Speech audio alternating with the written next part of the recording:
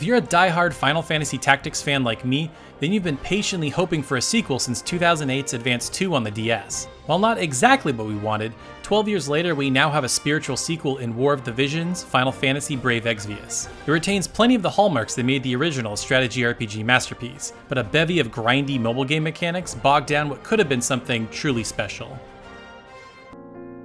Naught but ruins. All wiped out by monsters?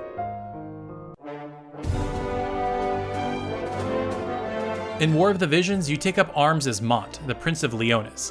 While not one to back down from a battle, he has a kind heart and is reluctant to stir up conflict. His brother Stern, on the other hand, is eager to prove his worth as the younger of the two brothers.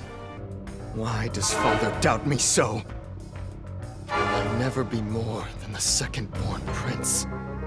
Early in the story, Mont rescues a girl named Macherie from a group of bandits. Macherie also happens to be the Princess of Horn, who is passing through Leonis to wed Moraga, King of Fennis. The situation quickly becomes a complicated one, as Leonis and Fennis are sworn enemies. What follows is plenty of political intrigue, betrayal, mysterious motivations, and a sprinkle of romance. For a mobile game, the story's production value is quite high. The character models fully animate with a variety of character portraits, and every cutscene is fully voice acted in English. When you consider that there are over 100 story missions, with the majority including some kind of story cutscene, it's hard not to be impressed. The core cast of Mont, Stern, and Macherie are the standout performances, but if you prefer, you can change the audio to Japanese or completely turn it off. While there are a number of intriguing plot threads that pull you through the story, the staggering amount of story missions really bog down the pacing. When something interesting happens, you might have to play through 10 plus missions before you see a resolution. It can also be a bit immersion breaking when you're playing a mission with a character that's supposed to be somewhere else in the world, or you have two of the same character for story reasons. With the way the mobile mechanics work, I'm sure accounting for these situations was nearly impossible, but it would have been nice if Square Enix could have found a way around it.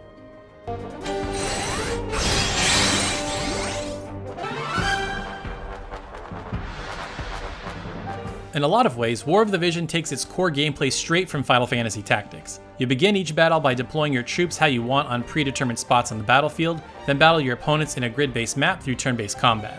Unlike its mobile rival, Fire Emblem Heroes, the gameplay in War of the Visions is not at all simplified compared to its console counterpart. If you're looking for great strategy RPG gameplay, then it's here in spades. The early chapters are admittedly a little easy, but as you start making your way through Chapter 3, the challenge starts to ramp up and it feels fantastic. The enemy variety and AI leaves something to be desired, but there's nothing quite like a well-executed strategy to earn every star in a victory. Characters also have job classes and a deep web of abilities to earn and customize. Unfortunately, each character is limited to 3 predetermined classes. One of the best parts of Final Fantasy's job system is mixing and matching abilities however you want, so it's a real shame that the system in War of the Visions isn't nearly as robust. It's at this point that it's worth delving into the mobile game mechanics. War of the Visions has an abundance of subsystems to grind. This includes everything from equipment, espers, character levels, and job levels. Early on, the materials needed for these various subsystems rain down and it's easy to level up, but around Chapter 3 is really when you need to start grinding for them.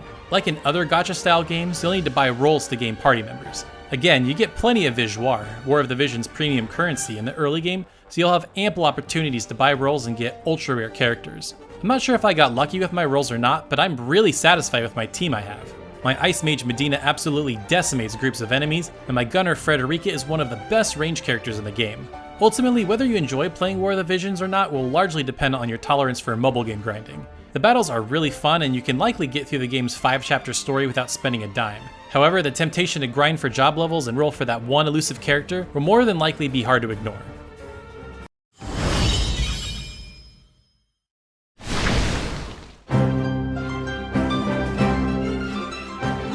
War of the Vision's art style seems like a natural progression from Final Fantasy Tactics, with fantastic character designs and portrait art. The actual characters look a little pixelated when blown up on a bigger screen, but look just fine when actually playing on a phone. I will say that while the touch controls are great for the most part, there are a lot of menu elements and it can be easy to tap something you didn't intend to. Playing on a phone isn't a bad experience by any means, but if you have a tablet, it's much easier to play on with its bigger screen. For what it's worth, I'm playing on an iPhone 6s, so if you have a newer phone with a bigger screen, you might be just fine. Speaking of which, War of the Vision's soundtrack is just that. It's fine. The only reason the battle theme is memorable at all is because outside of boss fights, there's really only one track. It gets repetitive very quickly, to say the least. The other tracks are passable and not remarkable in any way. You're better off muting the game and listening to a podcast or another soundtrack entirely. Here they come! There's just no quitting them.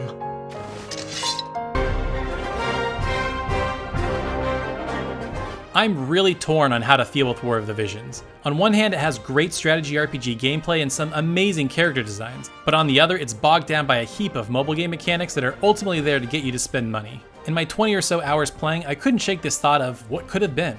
What if this was a true sequel on consoles instead? I'll keep hoping against hope that we get a true Final Fantasy Tactics sequel, but until that day comes, you could do a whole lot worse for free. If you're looking for a great JRPG on mobile that's an easy recommendation, then be sure to check out my review for Another Eden: The Cat Beyond Time and Space. Weird name, but a fantastic game. Make sure you're subscribed so you don't miss any of my coverage on the avalanche of JRPGs coming right around the corner. Thanks so much for watching, and we'll see you next time.